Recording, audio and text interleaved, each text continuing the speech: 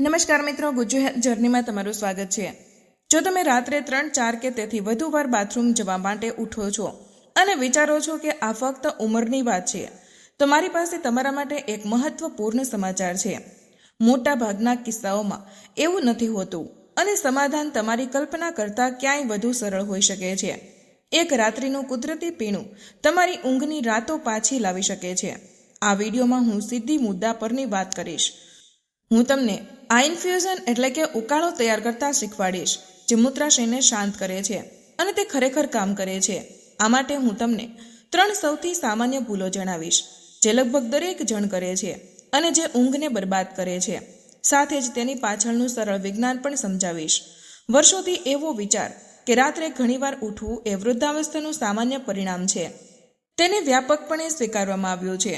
કમનસીબે ઘણા ડોક્ટરો હજુ પણ તેમના દર્દીઓને કહે છે કે તેમને આની સાથે જીવતા શીખવું પડશે। કહેવામાં આવે છે કે શરીર પહેલાં જેવું રહ્યું નથી। મૂત્રાશય વધુ સંવેદનશીલ બની જાય છે, પુરુષોમાં પ્રોસ્ટેટ વધી જાય છે અને મહિલાઓ નિયંત્રણ ગુમાવી દે છે। પરંતુ સચ્ચાઈ એ છે કે મારી સામે જોયેલા મોટા ભાગના કિસ્સાઓમાં સમસ્યા ઉંમર કરતાં રોજબરોજની નાની આદતો સાથે વધુ જોડાયેલી હોય છે। અને સૌથી સારી વાત એ છે કે આ આદતોને ઠીક કરીને સમસ્યાને ઉકેલી શકાય છે। બહુ ઓછા લોકો જાણે છે કે એક રાત્રિનું એવું પીણું છે જે અવિશ્વસનીય રીતે સરળ, કુદરતી અને સસ્તું છે, જે મૂત્રાશયને શાંત કરવા, સોજો ઘટાડવા અને શરીરને ઊંડાણપૂર્વક આરામ આપવામાં મદદ કરે છે। એક ક્ષણ માટે કલ્પના કરો, જો તમે 6 કે 7 કલાક સતત સૂઈ શકો તો તમારી જિંદગી કેવી હશે? ઊર્જાથી ભરેલા થઈને ઉઠવું, મગજ સાફ, શરીર ખરેખર આરામ પામેલું અને નવો ઉત્સાહ। સારી ઊંઘ એ માત્ર આરામથી વધુ છે, તે શરીરના સમારકામની સક્રિય પ્રક્રિયા છે। તે વર્ષો પાછા મેળવવા જેવું છે, જે ખરાબ ઊંઘ અને જૂના થાકે તમારી પાસેથી ધીરે ધીરે ચોરી લીધા છે। તાજેતરના તબીબી અભ્યાસો દર્શાવે છે કે નોક્ટુરિયા એટલે કે રાત્રે પેશાબ માટે ઉઠવું, હાઈ બ્લડ પ્રેશરની સમસ્યાઓ, જૂનો થાક, રોગપ્રતિકારક શક્તિનું નબળું પડવું અને સ્મૃતિ ભ્રંશ સાથે સીધું જોડાયેલું છે। જ્યારે તમારી ઊંઘ તૂટે છે, ત્યારે તમે તમારા મગજને મહત્વપૂર્ણ સમારકામ પ્રક્રિયા કરતા રોકો છો। તે ગ્લિમ્ફેટિક સિસ્ટમ દ્વારા જમા થયેલા ઝેરી તત્વોને સાફ કરવાની તક ગુમાવી દે છે, જે મગજની સાચી સફાઈ સેવા છે, જે ફક્ત ઊંડી ઊંઘ દરમિયાન જ કામ કરે છે। તે યાદશક્તિ મજબૂત કરવા, હોર્મોન્સને નિયંત્રિત કરવા અને પોતાની રક્ષા મજબૂત કરવાની તક પણ ગુમાવે છે। આ જ કારણ છે કે જે લોકો ખરાબ ઊંઘ લે છે તેઓ માત્ર વધુ થાકેલા નથી અનુભવતા, પરંતુ ખરેખર ઝડપથી વૃદ્ધ થાય છે, અંદરથી અને બહારથી। મેં મારી સામે કારકિર્દી દરમિયાન જોયું છે કે મોટા ભાગના લોકો સૂતા પહેલા 3 મહત્વની ભૂલો કરે છે। પહેલી અને સૌથી સામાન્ય, જે હાનિકારક લાગતી નથી પરંતુ રાત્રે મૂત્રાશયને સૌથી વધુ સક્રિય કરે છે। આ માટે તમારે સમજવું પડશે કે આ કેમ થાય છે, કારણ હંમેશા વધુ પ્રવાહી પીવું જ નથી હોતું। હું એવા દર્દીઓ પણ જોઉં છું જેઓ રાત્રે બહુ ઓછું પાણી પીવે છે છતાં ઘણીવાર ઉઠે છે। આવા કિસ્સામાં સમસ્યાની જડ મૂત્ર માર્ગના સોજા અથવા કિડનીની કાર્યપ્રણાલીના અસંતુલનમાં હોય છે। જ્યારે આવું થાય છે ત્યારે મૂત્રાશય એક જિદ્દી એલાર્મ બની જાય છે, જે પૂરેપૂરું ભરાયા પહેલાં જ વાગ્યા કરે છે। કુદરતમાં એવા તત્વો છે જે મૂત્રાશયના સ્નાયુઓ પર સીધું કામ કરે છે, તેમને આરામ આપે છે અને વારંવાર પેશાબ જવાની ઈચ્છાને ઘટાડે છે। પહેલી ભૂલ છે ખૂબ જ મોડેથી પ્રવાહી પીવું। શરીર સ્પોન્જ નથી। દિવસના છેલ્લા કલાકનું પાણી જલ્દી પ્રોસેસ થઈ જાય છે અને જ્યારે તમે આરામ કરવા માંગો છો ત્યારે મૂત્રાશય ભરાઈ જાય છે। ઉકેલ એ છે કે સૂવાના 2 કલાક પહેલાં પ્રવાહી મર્યાદિત કરો। બીજી ભૂલ છે મૂત્રાશયને ઉત્તેજિત કરે તેવા પીણા પીવા। Coffee, black tea, wine, beer અને આદુ કે દાંડેલિયન વાળી ચા ડાયુરેટિક એટલે કે પેશાબ વધારનાર જેવું કામ કરી શકે છે।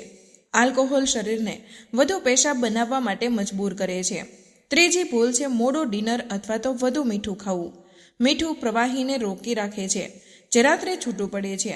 રાત્રે 9 કે 10 વાગ્યે નમકીન જમવાથી કિડની પર લોડ વધે છે, સાથે જ આપણી જૈવિક ઘડિયાળ ઉંમર સાથે નબળી પડે છે। મોડો ડિનર અને સ્ક્રીન લાઇટ આ ઘડિયાળ બગાડે છે। હવે આ કુદરતી પીણું 3 મુખ્ય તત્વોને જોડે છે। કદ્દુ એટલે કે કોળું ના બીજમાં ઝીંક હોય છે, જે સોજો ઘટાડે છે। ખાસ કરીને પ્રોસ્ટેટમાં, અને મેગ્નેશિયમ જે મૂત્રાશયના સ્નાયુઓને આરામ આપી અનૈચ્છિક સંકોચન રોકે છે. કોમામાઇલમાં ફ્લેવોનાઇડ્સ હોય છે જે ચેતાતંત્રને શાંત કરે છે અને પેશાબનું ઉત્પાદન વધારતા તણાવના સંકેતોને રોકે છે. કુદરતી મધ ઊંઘ દરમિયાન મગજને ગ્લુકોઝનો સ્થિર પુરવઠો આપે છે જે એડ્રેનાઇલ સ્પાઇક રોકી તમને જગાડતા અટકાવે છે.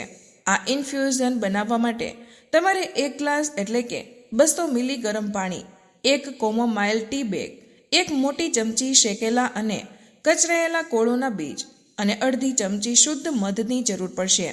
પાણીને ઉકાળ્યા વગર ગરમ કરી તેમાં કોમામાઇલ અને બીજ નાખી દો અને 10 મિનિટ ઢાંકી રાખો. નવશેકું થાય ત્યારે મધ મેળવો.